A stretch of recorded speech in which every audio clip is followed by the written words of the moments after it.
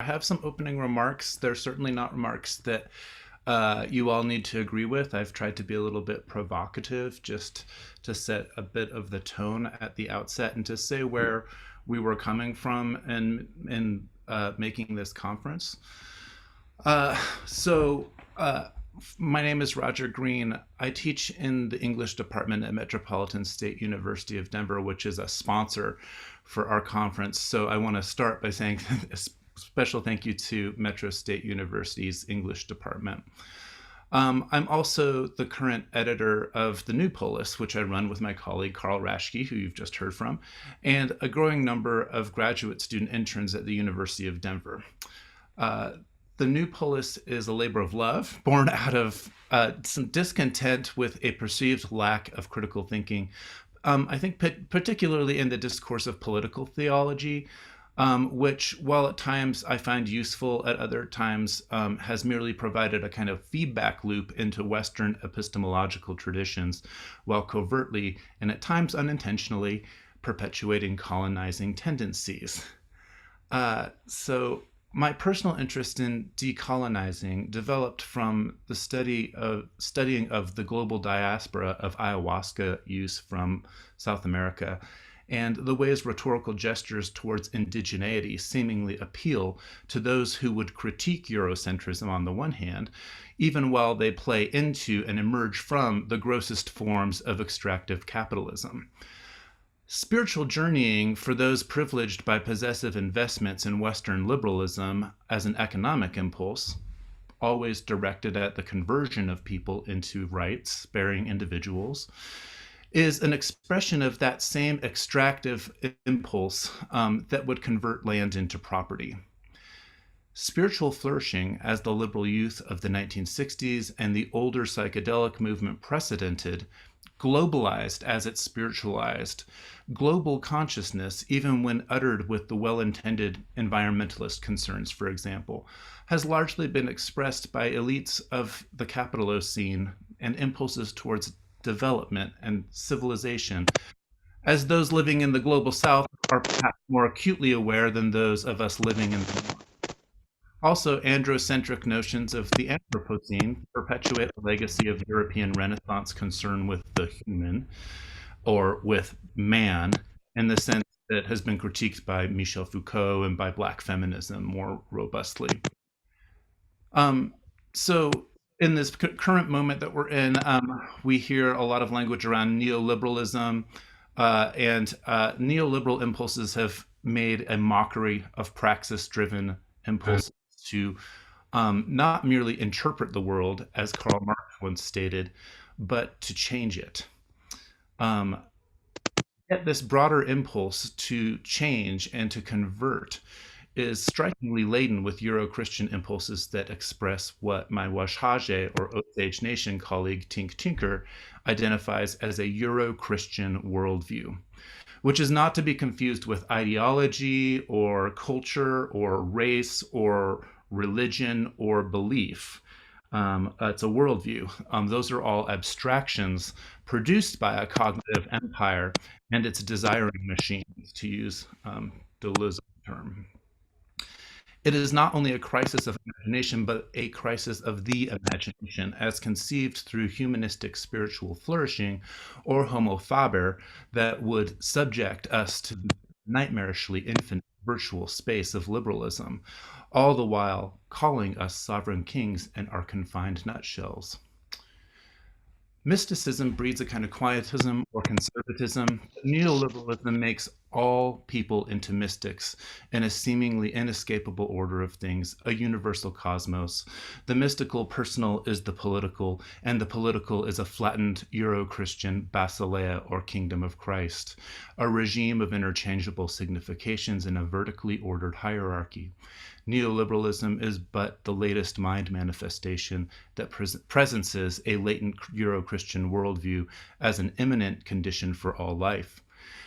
Such a reduction is what I mean by empire in our conference title, an order of things. And by cognitive, I mean a way of knowing. As Boaventura de Sousa Santos, whose recent book, The End of Cognitive Empire, resounds in our conference title, as De Sousa Santos writes, quote, "The core problem is that the epistemological premises of both Eurocentric critical thinking and Eurocentric conservative thinking have strong and fatal elective affinities that he calls epistemologies of the North." Among his many suggestions is that we need not another theory of revolution, but we need to revolutionize theory. Yet this effort has been undermined by a passive acceptance of neoliberalism and global capitalism as an inescapable status quo. Such an acceptance of the way things are signals for many, especially in American universities, the end of any need for critical thinking or critical theoretical thinking, because it accepts that there's nothing outside of the status quo, and that the status quo is merely a matter of the appropriate recognition of various individuals' and groups' rights. Yet the concept of right maintains a vertical cognitive metaphor present throughout Proto-Indo-European languages of an up-down hierarchy. Moreover, there is an assumed audience capable of doing the recognizing that has traditionally been abstracted as law or as nomos. The audience is not a Greek chorus collectively speaking the needs of a particular polis in the name of justice. The cognitive empire existing today is an extension of a Euro-Christian worldview that melded messianic impulses towards salvation with the soul with Roman conceptions of empire and converted land and people into resources and property. Here is not merely a convenient Marxian notion of ideological mystification or finger pointing at organized religion as an opiate of the masses. No, the individuated Euro-Christian subject could, through its journey toward salvation, do God's work. And I'm not distinguishing here between a Weberian kind of Protestant ethic or of asceticism and a Catholic universalizing extraction of land, animals, people, and labor. They both share the same worldview.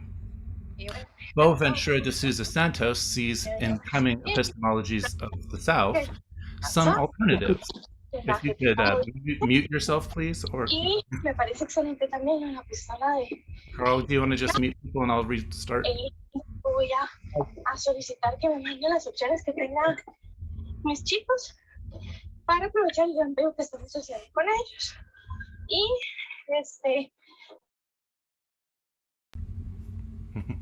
Please keep yourself muted if you can. Where was I here? So Boaventura de Sousa Santos sees in coming epistemologies of the South some alternatives. I'm open to such alternatives, and of course that is partly why we invite this conference. Simultaneously, I'm fortunate to be aware of American Indian perspectives closer to where I live, on lands traditionally inhabited by Cheyenne and Arapaho peoples, here in what we call Denver, Colorado, is the colonizer language for this place. Traditionally inhabited by Cheyenne and Arapaho peoples and shared with many others. And here I say shared in quotation marks because that already implies a gesture of distance between land and people that I think is kind of foreign to indigenous people's ways of being, a gesture of dominion that needs to be unthought. In saying that, I'm in no way signaling an ahistorical Euro-Christian notion of the commons, though I find that notion useful in other contexts. I'm rather drawing attention to the alternative ways of being, deeper than epistemologies, that share co-presences with my own, yet that have been actively erased throughout colonial history, and a disposition that wants to situate the violence of colonialism into a distant past. And where, I don't know if it's different where you are, but definitely where I am, people try to distance colonialism to the past. Here is not a matter of becoming culturally competent on my part, Roger Green, even less so the genocidal idea that we are all somehow becoming indigenous as a result of the threats of extractive capitalism and deterritorialization. Rather, I gesture towards those who may know ways that I do not. So it's important as I end my opening remarks here to at least acknowledge the presence of a recent global pandemic, if only because it has transnationally signaled a state of global crisis and exception. I do not believe that I personally occupy a vantage point to possess what's really going on, and frankly, I'm suspicious of those who do that. That said, I agree with Boaventura de Sousa Santos when he says, quote, under the logic of permanent crisis, people are led to live and act in crisis, but not to think critically. While not mentioned in the initial conference description, the fact that we're having a global conference via the internet this week speaks to present conditions that affect all human life on the planet and animal life as well. That crisis has surely created opportunities for those who would prey on other lives and extract whatever wealth they can gain. Where I live, the political air has significantly relaxed with the defeat of Donald Trump, who seemed to embody a constant crisis. Yet a return to order with the present regime, often coded as normal, remains entirely suspect to me. If normal means the persistent state of extractive policies and US hegemony, such a status quo needs to die in the same way that Russell Means said in 1980 that for America to live, Europe must die. There, he lamented the dead, dry leaves of books and Eurocentric impulses towards writing. Our situation now is demanding something different. Without romanticizing new media or assuming that all people have access to it, we are here in an attempt to find new ways to relate to one another from various places and positions in the world where we've become more intimately aware of how interrelated we all are, even if that doesn't equate to us all being the same. With that said, I welcome you and thank you all for joining us in these efforts. Let the conference commence.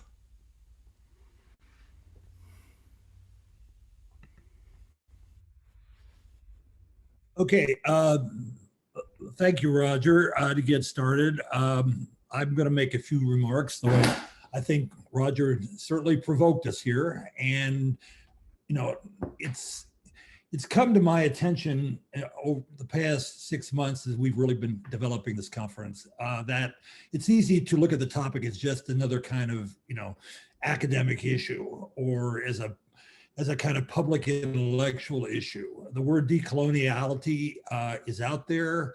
Cognitive empire isn't such a familiar term necessarily, but it is provocative in its own right. And again, as Roger mentioned, that's the word. So we have to ask what do we mean by decoloniality? And I think we'll find in the conference there's tension even among the so-called experts and those who are associated with it. One of the tensions is that we find between those who are in a sense long inhabitants of this continent, from different backgrounds, different stocks, who are in a sense hybrid. In Spanish, mestizo. When we're talking about descendants of slaves, we're talking about Creoles, and so forth. The mixing of peoples, and so what does indigenous mean, et cetera, et cetera. Very often we use the word decoloniality in different kind of ways. I want to start off by mentioning the idea of decoloniality that comes from Walter Mignolo, who's probably most closely associated with the term, though it was Aníbal Quijano, who was a Peruvian critical theorist a number of decades ago, who actually coined the term when he talked about the colonial matrix of power. For Mignolo, decoloniality means essentially the rhetoric of modernity and anti-modernity. He says that basically coloniality and modernity are two sides of the same coin. And so when we're talking about modernity and we're talking about coloniality, we're looking at the same thing. We're looking at not only lived ways of being, forms of life, but we're also talking about epistemes, as Foucault puts it. structures of knowledge, or to use the terminology of a well-known contemporary political theorist, George Lakoff, we're talking about the ways in which we deeply frame things, deep frames. And this deep framing has a lot to do with our kind of linguistic habits, just the way we talk about things. That's why when we get into the rhetoric of contemporary identity and what we can, the politics of representation and the politics of recognition, where in a sense we want to make invisible people now more visible, we have to be very careful about our language. I mean, that's what the issue is. And that's Mignolo's point, that language matters. And language not only structures, language frames, and language seeps into, to use a broad term, our unconscious. So we're looking at modernity. In a lot of ways, modernity is the problem. And it's not only Mignolo, other writers have pointed out how modernity and the Renaissance from the 16th century and the beginning of the age of discovery, you know, had a lot to do with what we consider to be the actual historical, you know, the horrid output, particularly with the elimination of indigenous peoples and also, but also about the enslavement of people. I want to just finish up here by reading a quote from a thinker who is from the Caribbean. She's a Caribbean thinker. She's one of the more prominent 20th, 21st, early 21st century Black thinkers by the name of Sylvia Wynter. She writes in a very important essay on decoloniality of being. She says, the struggle of the new millennium will be one between the ongoing imperative of securing the well-being of the present ethnic bourgeoisie, their conception of the human, which over-represents itself as if it were the human itself, and that this well-being and therefore the full cognitive and behavioral of the human species themselves, because of all this, you know, has to be taken into account. So we're looking at being, knowledge, and ways of being, praxis, to use the terminology of Catherine Walsh, who will be talking later today. Catherine Walsh and Walter Mignolo have written a book that lays out in a very interesting way, you know, the issues that we really want to address in the conference, not just talking about the problems of the Western episteme or how we think, it's also about what we do, how we act upon our knowledge and how we structure the world politically, socially, economically, and of course, even more importantly for us, what we take to be for granted, the very nature of the production of knowledge, which is what those of us who in higher education are involved in and so forth. So Roger mentioned neoliberalism. You know, I've published on this recently with Edinburgh University Press, and I try, even though I don't use the word decoloniality, it's going to be in my next book that's in process right now. I try to show how what we call decoloniality and neoliberalism, even though they aren't the same thing by any means, they do, in a sense, come from the same epistemic way in which we've structured knowledge. So we have to, again, hopefully, as we go through these discussions, look at ourselves, be reflective in totally the opposite way that Descartes did in the 16th century.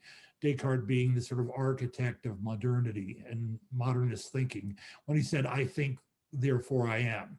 Perhaps we need to say, we talk, we communicate, therefore who are we? Who is each one of us, and so forth. It's this, what Wynter talks about is relational knowledge. And I know that there are others who will be talking about that. What Wynter says is that the modern episteme, the modern way of knowing, is an overrepresentation of the world as it is experienced from different sides. In other words, the colonist meets the indigenous person who becomes the colonized, and the colonized way of seeing, the colonized way of talking, the colonized way of self-knowing is bifurcated from the colonizer's way of knowing. W.B. Du Bois, in the beginning of the 20th talked about the dialectic of double consciousness, particularly among colonized people. Ron Swanone picks this up. Famous essay from the 1950s, Black Skins, White Masks, and so forth. So this kind of duality, this duplicity, if you want to call it, this double consciousness is something that Winter talks about is not recognized in what she calls the overrepresentation of being by the modern world. So for her, knowledge is something that comes from both sides equally, not where those who in a sense have been forced into the modernist episteme now have to talk in terms of the modern episteme. But how do those who are brought up and have taken for granted that episteme, how do they listen? Vine Deloria, in a book that he wrote many years ago, was titled We Talk, You Listen. He was talking about Native American peoples talking to white people. It's like, not we're going to listen to you or we're going to have a dialogue. You're going to listen for the first time to us. So hopefully we want to bring voices and make visible and give voices in a powerful way in this conference to people who have not been heard, who have been filtered through the modernist Western episteme, and begin to start a whole new conversation about the nature of knowledge itself.